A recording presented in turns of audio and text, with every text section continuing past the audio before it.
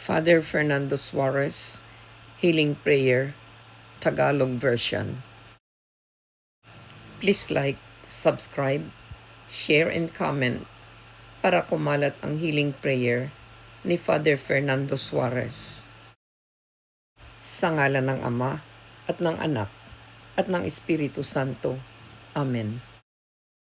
Panginoon, lingapin mo ako nang may mga matang puspos ng awa. Naway sumaklolo at mapasa akin ang iyong espiritu na nagpapagaling. Sa pamamagitan ng iyong kapangyarihan ay nilikha mo ako, kaya maaari mo ako muling likain. Punuin mo ako ng nakagagaling na kapangyarihan ng iyong espiritu. Naway dumaloy ang iyong nagbibigay buhay na kapangyarihan sa bawat hibla ng aking katawan at hanggang sa kaibuturan ng aking kaluluwa. Ayusin mo ang anumang nasira sa aking pagkatao. Alisin mo sa akin ang anumang hindi karapat-dapat sa iyo. Buuin at pagalingin muli ang aking nasalantang kabuuan.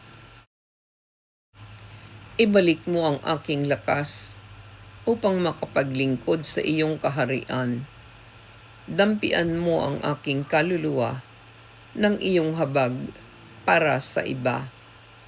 Hipuin mo ang aking puso ng iyong tapang at walang hanggang pag-ibig para sa lahat. Liwanagan mo ang aking isipan ng iyong karunungan upang ang aking bibig ay laging nagpupuri sa iyo.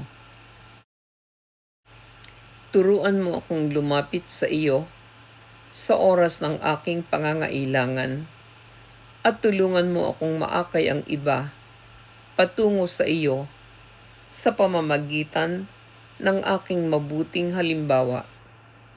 Pinakamapagmahal na puso ni Jesus, pagkalooban mo ako ng kalusugan sa katawan at espiritu upang makapaglingkod ako sa iyo ng buong puso at lakas.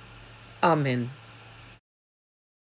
Magdasal tayo ng Our Father, Hail Mary at Glory be sa Tagalog. Ama namin, sumasalangit ka, sambahin ang ngalan mo, mapasa amin ang kaharian mo, sundin ang loob mo dito sa lupa para nang sa langit.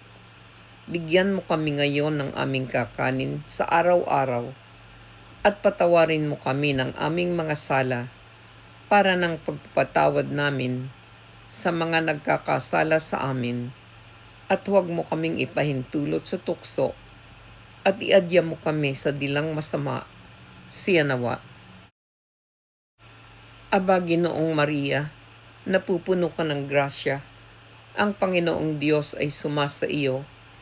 Bukod kang pinagpala sa babaing lahat, at pinagpala naman ang iyong anak na si Jesus. Santa Maria, Ina ng Diyos, ipanalangin mo kaming makasalanan, ngayon at kung kami ay mamamatay. Siya nawa.